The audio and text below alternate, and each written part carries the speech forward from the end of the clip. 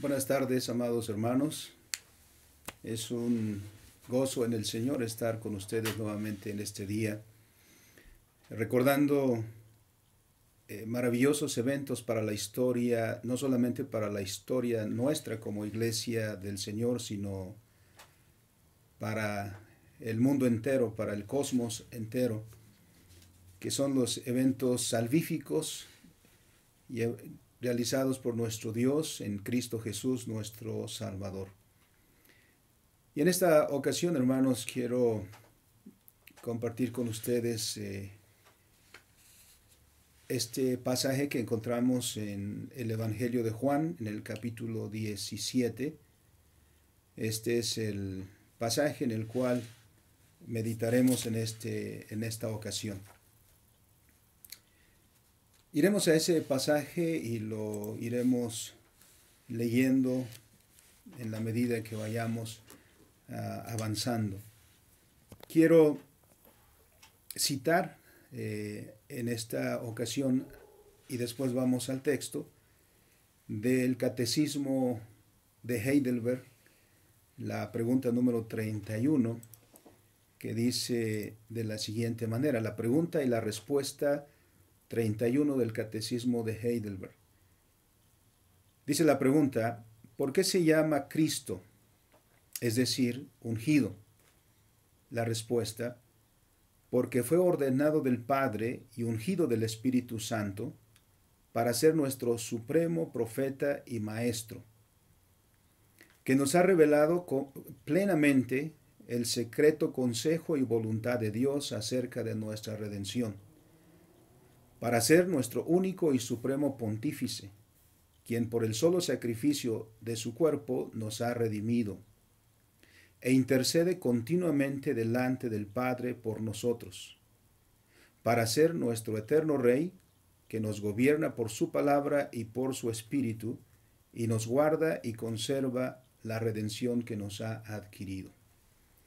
Ese es el Catecismo de Heidelberg, y iremos después al capítulo 17 del Evangelio de Juan. Ahora les invito a que hagamos una oración poniéndonos en las manos de nuestro Dios. Bendito y soberano Señor, te damos gracias en esta hora por darnos la oportunidad, Señor, de conmemorar aquellos eventos cruciales en la historia de la redención. Importantísimos eventos que han puesto su sello sobre la historia, y su efecto, Señor, es de amplísimos alcances. Danos, Señor, entendimiento para no solamente conmemorar los eventos, sino para entender su significado para la historia y para cada uno de nosotros. Te lo rogamos así en el nombre de Cristo nuestro Salvador. Amén. Teniendo nuestras Biblias abiertas, hermanos, en el texto de San Juan 17, y comenzando con esta lectura de la pregunta 31 y la respuesta correspondiente respecto de por qué a nuestro Señor Jesucristo se le llama el Cristo,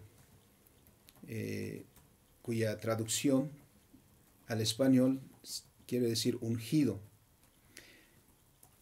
Y se puede resumir toda la respuesta en lo que se conoce como el triple oficio de Cristo. Esta pregunta y respuesta nos hablan del oficio de nuestro Señor Jesucristo, o bien del triple oficio de nuestro Señor Jesucristo, que es muy evidente que nuestros hermanos en las iglesias reformadas han afirmado precisamente de esta manera. ¿Cuáles son esos tres oficios de nuestro Señor Jesucristo? Primero, el oficio de profeta. Segundo, el oficio de sacerdote. Y tercero, el oficio de rey. Este es conocido, como hemos mencionado, como el triple oficio de nuestro Señor Jesucristo, que es el que califica todo su ministerio aquí en la tierra. El Señor Jesucristo vino precisamente para dar a conocer la palabra de Dios en nuestro tiempo, como dice Hebreos 1:1.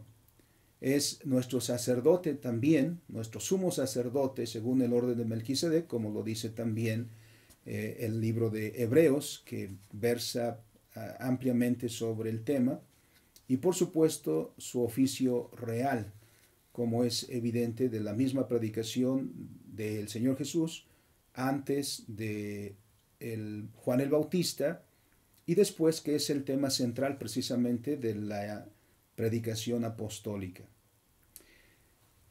En esto nos centraremos y particularmente en el oficio sacerdotal de nuestro Señor Jesucristo, aunque no se pueden separar estos oficios y verlos separados uno de otro. Estos tres oficios son llevados a cabo por nuestro Señor. Y nos centraremos en eso porque el tema en esta ocasión es la oración de nuestro sumo sacerdote, la oración de nuestro Señor Jesucristo. Lo que encontramos en San Juan 17 es precisamente una oración, la oración que nuestro Señor Jesucristo hizo en su oficio sacerdotal y en intercesión por los suyos. Vemos aquí en este capítulo que, contrario a lo que los dirigentes del pueblo con los cuales ayer vimos el Señor entró en controversia, nuestro Señor Jesús ejerce su oficio perfectamente, pues para esto había venido a este mundo.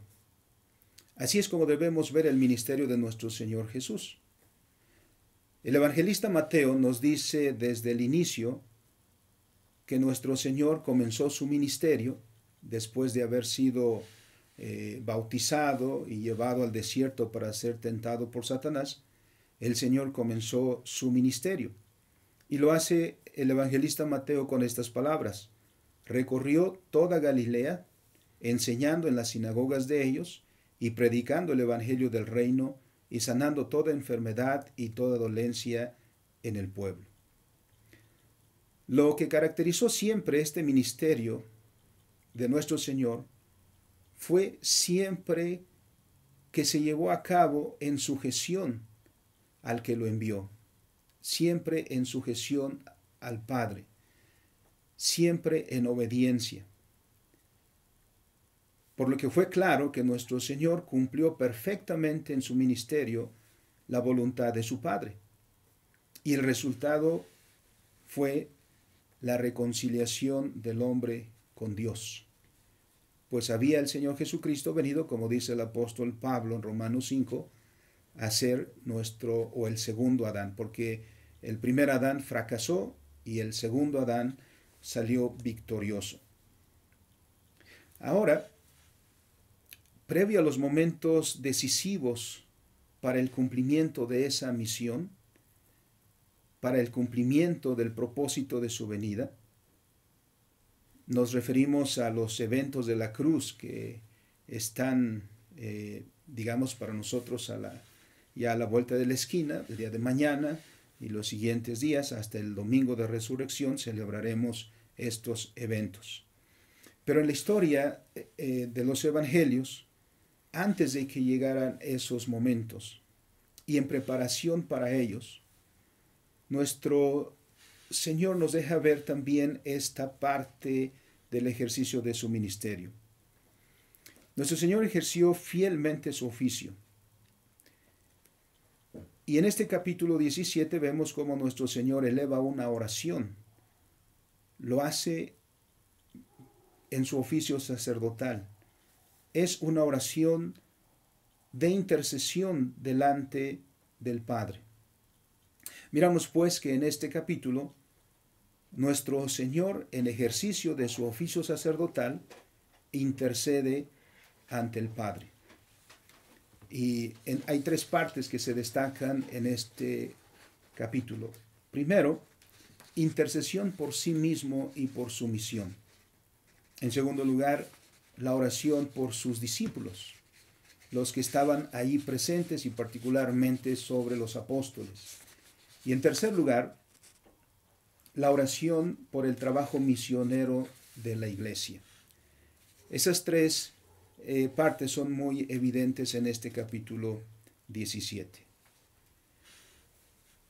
Después de aquel debate, aquella controversia que mencionamos ayer. ¿Qué estaban haciendo los adversarios, los dirigentes del pueblo que evidenciaron su falta de conocimiento de la voluntad de Dios, por lo cual evidenciaron que estaban ejerciendo autoridad de manera distorsionada y ejerciendo un poder que, lejos de ser de bendición, estaba haciendo todo lo contrario? Estos dirigentes que no pudieron responder al Señor Jesús en sus cuestionamientos, los labradores malvados de los cuales habla la parábola que el Señor narró y que claramente entendieron que estaba dirigido hacia ellos, estos hombres, en la confrontación que tuvieron con el Señor, evidenciaron eso que ya hemos mencionado. Digamos que no tenían idea de cuál era la tarea que les correspondía llevar a cabo. Tanto así que nuestro Señor precisamente pronunció varios ayes sobre ellos, llamándoles hipócritas y guías ciegos. Esa ignorancia que tenían de la voluntad de Dios conducía a un ejercicio abusivo de la autoridad. Vemos que se enojaron en la ocasión que el Señor sanó a una mujer en el día de reposo, lo mismo que a un joven ciego, lo mismo que se enojaron cuando vieron a los discípulos del Señor yendo por el camino, cortar algunas espigas y limpiar el grano para comer, puesto que tenían hambre. Miramos cómo se molestaron e incluso le pidieron al Señor que les llamara la atención. Así que esa ignorancia que tenían de la voluntad de Dios se traducía también en ese ejercicio abusivo de la autoridad. Y eso, a su vez, resultaba entonces, decíamos hermanos, y este ejercicio abusivo de la autoridad a su vez resultaba en el ejercicio de un poder destructivo. El Señor mismo, como he mencionado, los acusa de hipócritas, necios y guías de ciegos, como dice Mateo 23. Estos labradores malvados, para citar la parábola, hacían todo por apoderarse de la heredad del hijo del dueño de la viña. Los principales sacerdotes, los escribas y los ancianos del pueblo se reunieron en el patio del sumo sacerdote llamado Caifás. Recordemos que los primeros que se acercaron al Señor Jesucristo y le cuestionaron acerca de la autoridad o con qué autoridad hacía aquellas cosas fueron los principales sacerdotes. Bueno, estos se reunieron, los mismos que habían increpado al Señor Jesucristo sobre esto, se reunieron en el patio de la casa del sumo sacerdote y tuvieron consejo para prenderle con engaño a Jesús y matarle. Mateo 26, versículos 3 al 4. Esto es lo que estaban haciendo estos líderes que no pudieron responder los cuestionamientos del Señor Jesús. En contraste con ellos, vemos a nuestro Señor Jesús en el ejercicio de su oficio sacerdotal, elevando una oración de intercesión al Padre, como vemos en San Juan 17. Y vamos ahora a ese capítulo de la palabra del Señor. En primer lugar, mencionamos que este pasaje nos habla en que la oración de nuestro Señor que Él hace al Padre, la primera parte tiene que ver con la oración por sí mismo y por su misión. Dice el versículo 1, estas cosas habló Jesús y levantando los ojos al cielo dijo, Padre, ha llegado la hora. Glorifica a tu Hijo para que también tu Hijo te glorifique. Ha llegado la hora. El Señor Jesús había venido a este mundo con un propósito y estaba muy cierto de eso. A lo largo de su ministerio era el propósito principal. Ya lo había anunciado previamente a sus discípulos que era necesario que el Hijo del Hombre padeciera en Jerusalén. tanto que en alguna ocasión el apóstol Pedro mismo le instó a que tuviera más cuidado de sí y que en lugar de ir a Jerusalén fueran a otro lugar. Pero para esto había venido el Señor Jesús y estaban ya muy cerca de realizarse estos eventos, los eventos de la cruz. El Señor Jesucristo, sabiendo eso, miramos cómo busca la fortaleza para esos momentos difíciles, angustiantes, en la comunión con el Padre, en oración.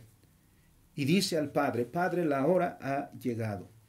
Glorifica a tu Hijo para que también tu Hijo te glorifique a ti.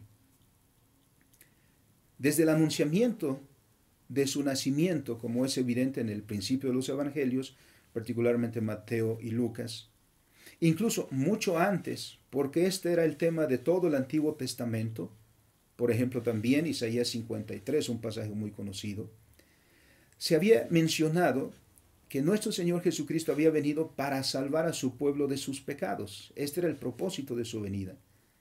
Su misión, pues, era muy clara. Había venido para reconciliar al hombre con Dios, y el único medio de reconciliar al hombre con Dios era a través del derramamiento de sangre, porque la ley dice: sin derramamiento de sangre no hay remisión de pecados. Esos momentos estaban ya muy próximos. Llegaban los momentos decisivos, y esos momentos también eran muy apremiantes para nuestro Señor Jesucristo. Su ministerio estaba llegando a su fin, no solamente por decir se acababa, sino para el objetivo para el que había venido. Le esperaban los momentos más críticos.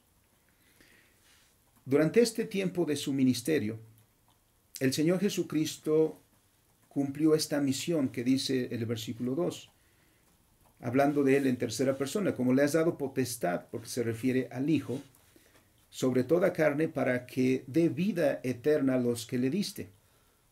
Y esta es la vida eterna, que te conozcan a ti, el único Dios verdadero, y a Jesucristo, a quien has enviado. Este fue el propósito de su venida.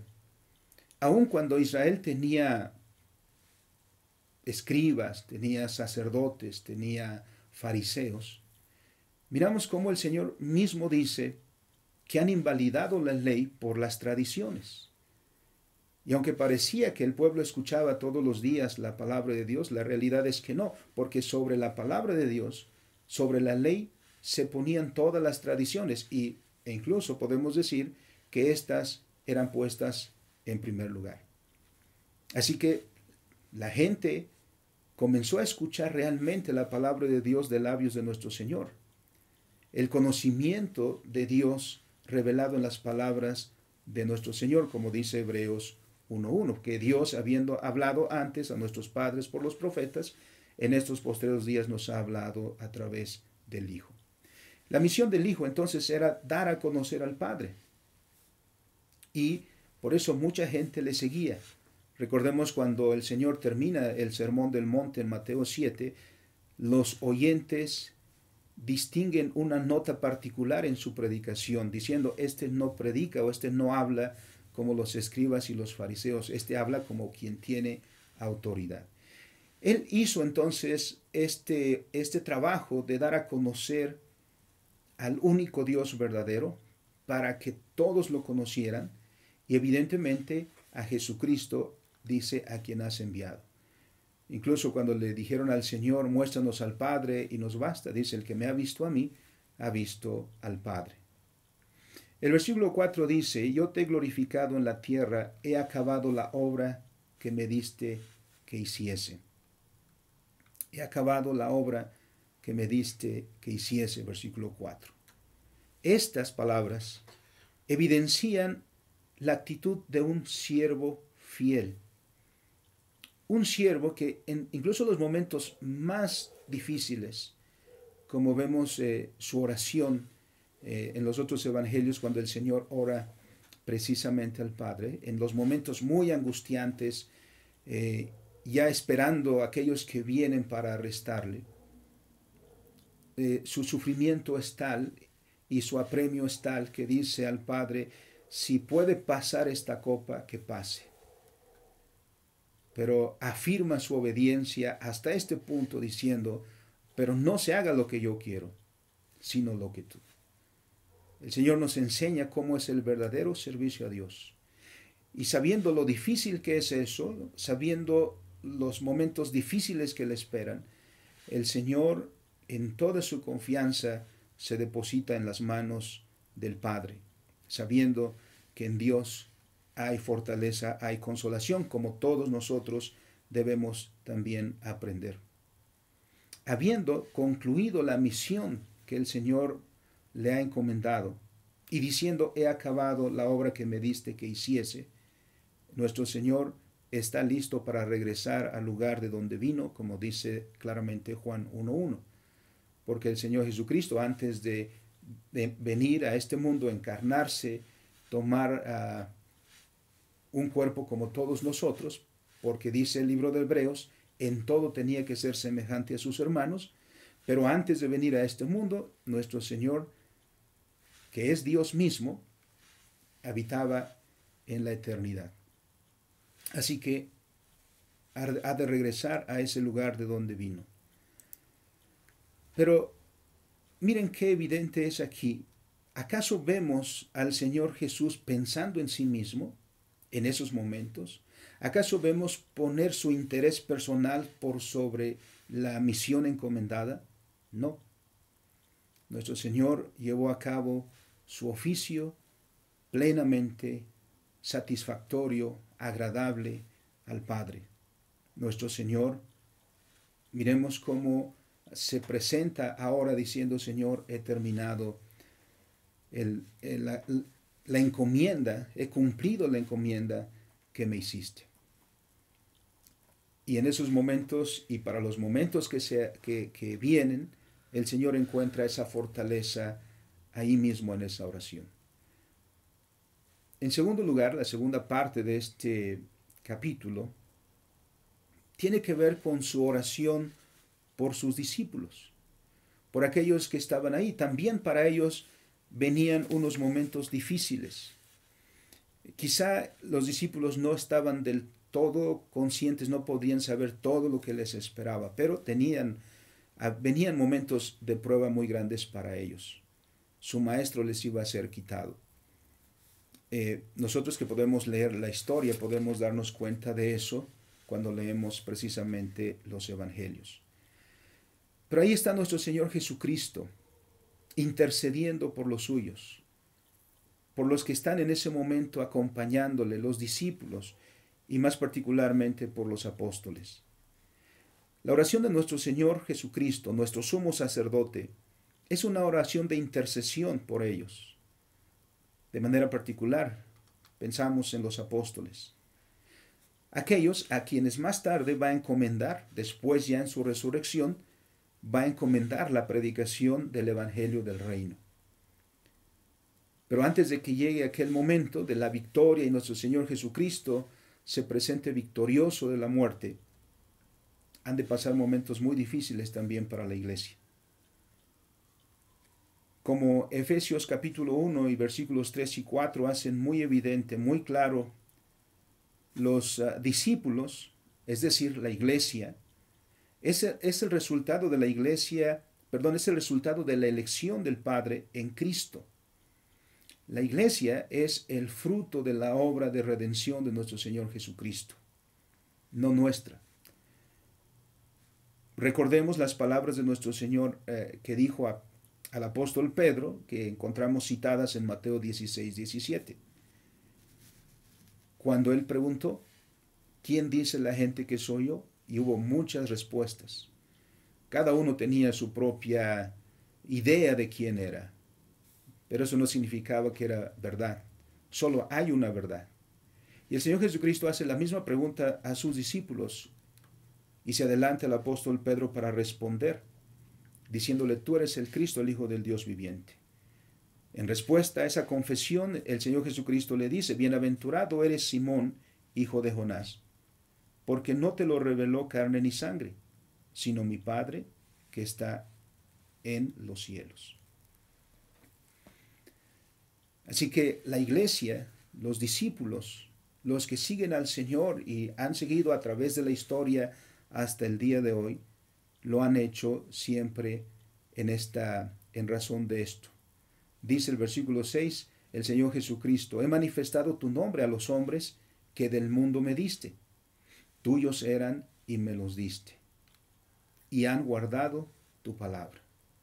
Entonces la iglesia de Jesucristo está fundada en la elección que hizo el Padre en Cristo Jesús y obviamente en la santificación del Espíritu Santo. Pero muy importantemente, aquí han recibido la palabra, como leemos también en Hechos capítulo 2, a la primera predicación del apóstol Pedro, a todos aquellos que escuchaban y que en aquel día se convirtieron como 3,000 personas. La misma escritura dice que todos los que habían recibido la palabra eran como 3,000 personas. Entonces, el Señor Jesucristo vino a predicar la verdad, a anunciar la palabra. Y ahora los que le seguían por eso. Los verdaderos discípulos no siguen al Señor por los milagros, por los portentos. Lo siguen por la palabra, por la verdad. Porque el mismo Juan, y esto es muy conocido, el texto que dice: conoceréis la verdad y la verdad os hará libres. Entonces el Señor ora por estos, por sus discípulos que han recibido la palabra. Dice el versículo 7, ahora han conocido que todas las cosas que me has dado proceden de ti, porque las palabras que me diste les he dado, y ellos las recibieron, y han conocido verdaderamente que salí de ti, y han creído que tú me enviaste. No se puede ser discípulo del Señor si no es creyendo la palabra. Por eso cualquier otro medio que se intente en la iglesia para tener ahí a la gente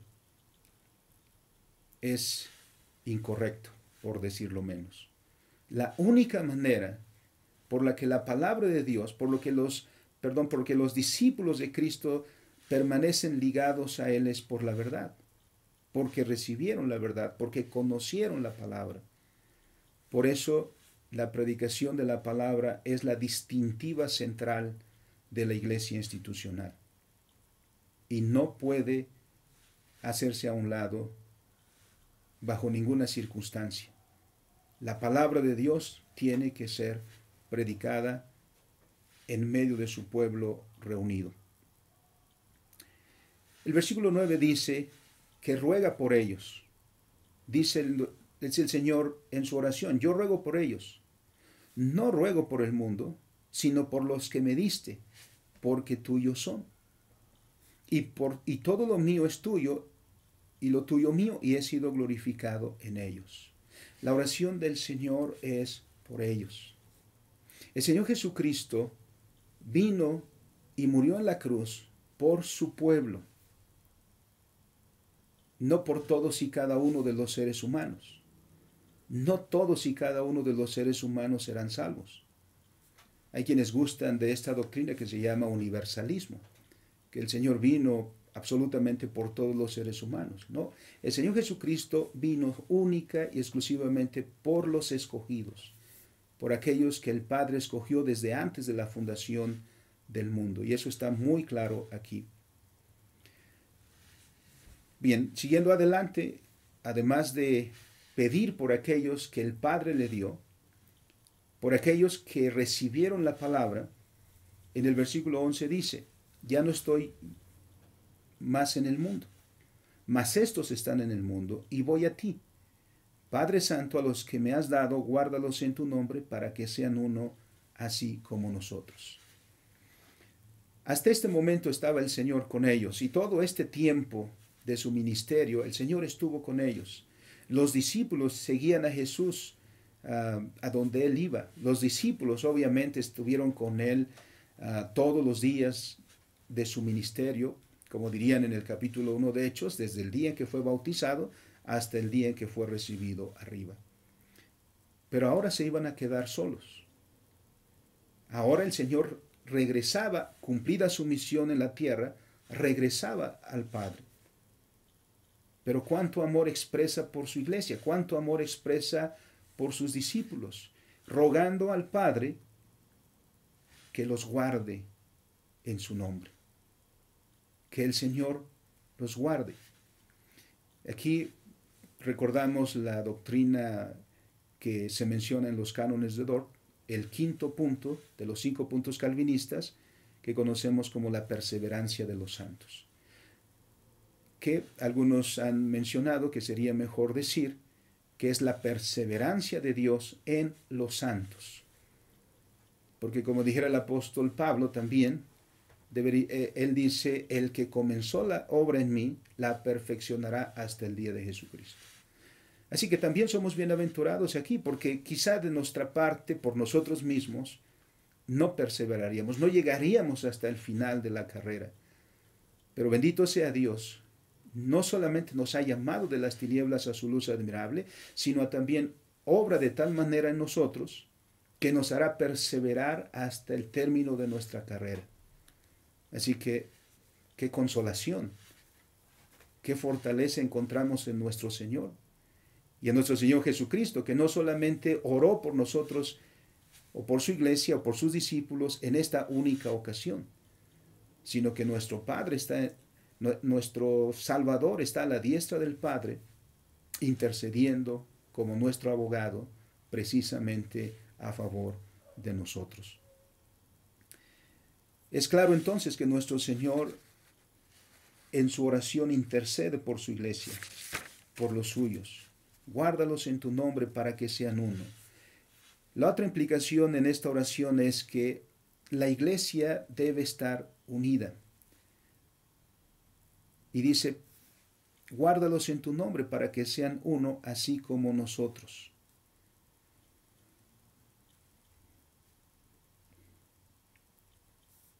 Hay un problema aquí. Nosotros nos dividimos muy pronto. Ya desde muy al principio de la historia de la iglesia, vemos en el libro de Primera de Corintios. En la iglesia de Corintios rápido los hermanos en Cristo comenzaban a decir unos somos de Cefas, otros de Apolos, otros de Pablo, etc. Y hoy, bueno, existimos muchos grupos diversos de cristianos, pero el Señor dijo, guárdalos para que sean uno así como nosotros. Obviamente, aquí hay un tema también muy interesante que se puede abordar con más amplitud, que es precisamente la unidad de la iglesia. La iglesia del Señor Jesucristo es una, así lo confesamos en el credo apostólico, en el tercer artículo, cuando hablamos del Espíritu Santo. Asimismo, que decimos, creo en el Espíritu Santo, también decimos, creo en la iglesia,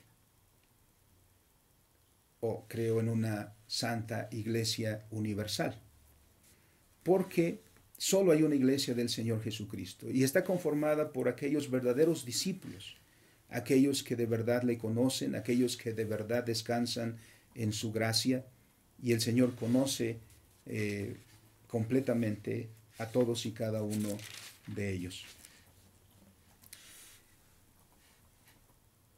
Bendito sea Dios que nos mantiene en esa unidad que a veces malentendemos, porque hay muchos esfuerzos ecuménicos por hacer que el pueblo de Dios esté unido, pero muchos de estos esfuerzos a expensas de la verdad, a expensas de la doctrina. Para que pueda haber unidad, se tiene que hacer a un lado, para que haya unidad, se pretende quitar a un lado, hacer a un lado la doctrina. Y eso nunca. La verdadera unidad se encuentra solamente en Cristo, se encuentra solamente en la verdad. Además de esto, avanzando un poquito en razón del tiempo, volvemos en el versículo 14 a ver que el Señor dice, yo les he dado tu palabra, y el mundo los aborreció, porque no son del mundo, yo tampoco soy del mundo. Y en este punto no está hablando del mundo como, bueno, en este sentido, como leemos en el versículo 15, porque si no luego nos extendemos un poquito más de lo debido, y menciona la petición, y la que podríamos mencionar aquí, la tercera. No ruego que los quites del mundo, sino que los guardes del mal. Algunos han entendido como si el Señor estuviera rogando antes, puesto que ya no pertenecemos al mundo, ya no somos del mundo, entonces ya no tenemos nada que hacer aquí. No, el mundo, hay un precioso himno que entonamos, el mundo es de mi Dios. Eso es verdad, el Salmo 24 lo dice. De Jehová es la tierra y su plenitud, el mundo y los que en él habitan. Entonces, este mundo es de nuestro Dios. El Señor gobierna sobre este mundo. Pero el término mundo también implica una cuestión negativa, que es cuando se refiere al pecado. Entonces, ya no somos del mundo, ya no pertenecemos a ese estilo de vida anti Dios, a ese estilo de vida de los hombres que han rechazado la verdad y que buscan su vida lejos de Dios, sino ahora pertenecemos a Cristo y ahora somos normados en nuestra vida por la palabra de Dios, porque hemos confesado a Jesús como nuestro Rey y su palabra como la norma para nuestra vida.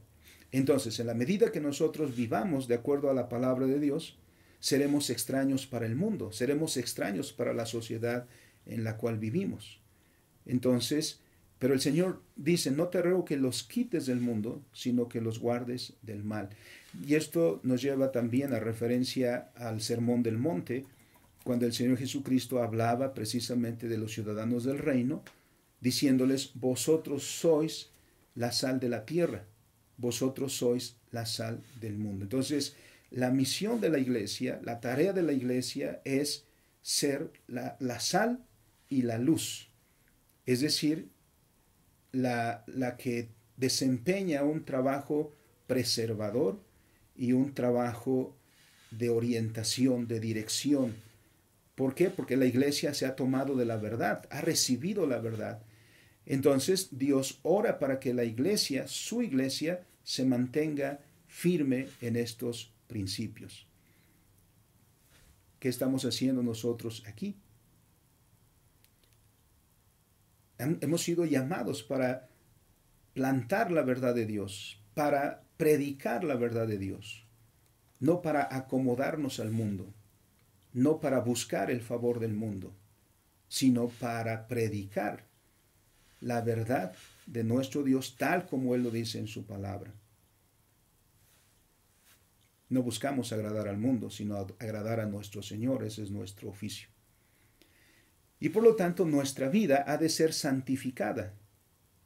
Y dice el versículo 17, santifícalos en tu verdad, tu palabra es verdad. Y diríamos aquí, la santificación no tiene nada que ver con huir del mundo, sino vivir en el mundo, pero tomados de la palabra de Dios. En la medida que vivamos en nuestra vida cotidiana, cumpliendo la ley de Dios, cumpliendo los mandamientos de Dios, cumpliendo la voluntad de Dios, en esa medida santificamos nuestra vida. Por eso el apóstol Pablo puede decir, si comes o si bebes y cualquier otra cosa que hagas, hazlo para la gloria de Dios. Es decir, como santificados. La santidad no se encuentra en uno de los, digamos, departamentos de nuestra vida, como podría ser el departamento eclesiástico, sino la santificación es el postrar todo nuestro ser a los pies de Cristo y que el Señor sea el Señor de nuestra vida, sí, nuestra vida cúltica, pero también nuestra vida económica, nuestra vida política, nuestra vida estética, nuestra vida económica, etc. ¿Por qué? Porque Él es el Rey de Reyes y Señor de Señores. Entonces el Señor intercede por su iglesia, por sus discípulos, para que el Señor guarde y haga esto con su iglesia. Una tercera parte, dice el versículo 20, Mas no ruego solamente por estos, es decir, los que estaban ahí presentes, los discípulos que tenía allí con él. Dice, sino también por los que han de creer en mi palabra, en mí por la palabra de ellos. El Señor está pidiendo por el trabajo misionero de su iglesia, por el trabajo que van a desempeñar estos que le han acompañado todo el tiempo de su ministerio. Porque estos son los que van a escribir el testimonio, estos son los que van a escribir los evangelios, estos son los que van a decir al mundo, esto sucedió, como dice Lucas en el preámbulo de su evangelio, cosas que entre nosotros son ciertísimas.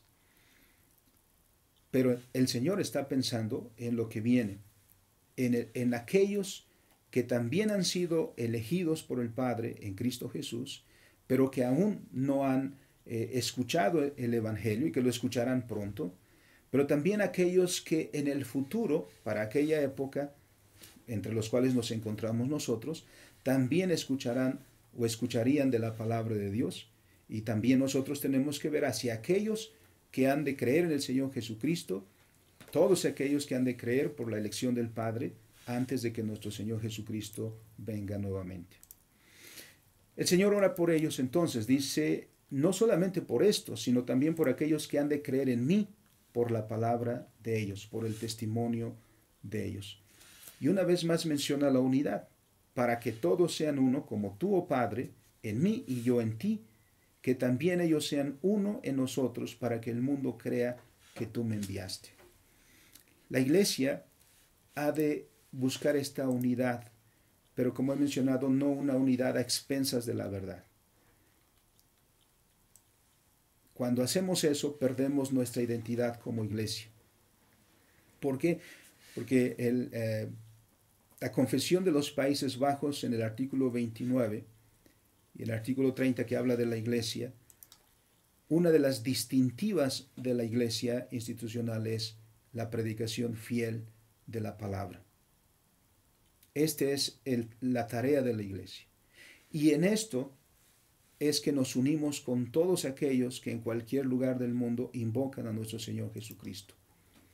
No es necesario que tengamos una mega estructura, una mega iglesia, una mega organización, sino lo que nos une es la verdad. Estamos unidos en Cristo. Esa unión nos la da Cristo y nos la da la verdad. Dice el Señor Jesucristo, para que todos sean uno como tú, oh Padre, en mí y yo en ti, que también ellos sean uno en nosotros, para que el mundo crea que tú me enviaste. Versículo 23 dice, yo en ellos y tú en mí, para que sean perfectos en unidad, para que el mundo conozca que tú me enviaste y que los has amado a ellos como también a mí me has amado. La tarea de la iglesia no ha terminado desde que nuestro Señor Jesucristo ascendió al cielo. Estamos en esta época. Desde entonces, y como llamaría el apóstol Juan, estamos en los tiempos del fin. Ya estos son los últimos tiempos. El Señor Jesucristo está por regresar, pero entre tanto que regresa, la tarea de la iglesia es seguir predicando la verdad y seguir viviendo en unidad, porque lo que nos une y lo único que nos debe unir es la verdad, es la palabra de Dios. No debemos buscar esa unidad en otra parte, en nuestras emociones, en nuestro compañerismo distanciado de la Escritura, sino en Cristo, porque somos uno en Cristo y nada más. Miramos, hermanos, entonces esta oración que el Señor ha hecho por nosotros. Y he mencionado que no solamente ha hecho este papel intercesor una única vez, sino que continúa intercediendo por nosotros. Dice un hermano que escribe un texto sobre la historia de la iglesia, que la iglesia sigue hasta este punto en el cual nos encontramos a pesar de nosotros. ¿Sí? El que la iglesia esté presente indica que el Señor ha preservado a su iglesia, pero también indica que nuestro Señor Jesucristo ha estado intercediendo por su iglesia, cómo ama a su iglesia. que la cuida, que la protege, que la resguarda a través de la historia. No han sido pocos las ocasiones en que el enemigo se ha levantado para tratar de acabar con la iglesia. Sin embargo, la iglesia sigue de pie. Esa es la evidencia del cuidado paternal de nuestro Dios de los suyos. Nuestro Señor Jesucristo, pues, cumplió su oficio perfectamente, su oficio sacerdotal, que es muy evidente en este pasaje, intercediendo porque Él mismo fuera fortalecido para cumplir plenamente la misión que el Padre le había encomendado, y llegando a decirle: he cumplido lo que me encomendaste que hiciese. Orando por aquellos que estaban en ese momento presentes con Él, y que pasarían momentos muy difíciles en los próximos días. El Señor Jesucristo oró por ellos al Padre, pero también por los que vendrían después, por nosotros, por aquellos que hemos creído sin haberle visto, pero hemos escuchado de Él por la palabra de ellos, por el testimonio de ellos y por la obra del Espíritu Santo en nuestro corazón. Bendito sea el Dios, nuestro Dios, por todo eso. Nos gozamos pues entonces en la obra de nuestro Señor Jesucristo y de este consolador papel que Él hace de interceder por los suyos. Somos bienaventurados. Nuestra bienaventuranza es tal como hijos de Dios, que hemos sido elegidos y que hemos recibido el don de poder claramente a nuestro Señor Jesucristo como el Mesías prometido. Volviendo a esta respuesta del Señor Jesucristo a Pedro: eres bienaventurado porque no te lo reveló carne ni sangre, sino mi Padre que está en los cielos. Glorifiquemos a Dios, trabajemos como iglesia para predicar la verdad, para preservar la verdad, para enseñar la verdad, cueste lo que cueste. Tenemos un sumo sacerdote que está sentado a la diestra del Padre y que sigue intercediendo por nosotros y que estará próximo a venir, que cuando el Señor venga o el Señor nos llame, nos encuentre también que hemos cumplido con nuestra tarea. En las manos del Señor habitamos seguros. Que el Señor, hermanos, les fortalezca, que el Señor les anime para mantenerse firmes en la palabra de nuestro Señor Jesucristo, y Él los edifique y los fortalezca y los bendiga todos los días. Amén. Vamos a elevar una pequeña oración. Bendito Dios, te damos gracias por el ministerio de nuestro Señor Jesucristo en esta manifestación de su obediencia a tal punto de llegar, Señor, a la cruz para cumplir la tarea que encomendaste en sus manos y redimirnos, Señor, para ti, devolvernos a la comunión contigo, de manera, Señor, que hoy podemos orar de esta manera regocijante y llamándote Padre, Padre nuestro que estás en los cielos. Bendito seas, Dios. Te glorificamos en este día y gracias por la maravillosa obra y el maravilloso cumplimiento del oficio de nuestro Señor Jesucristo. Bendita Trinidad, te alabamos, te glorificamos por los siglos de los siglos. Amén.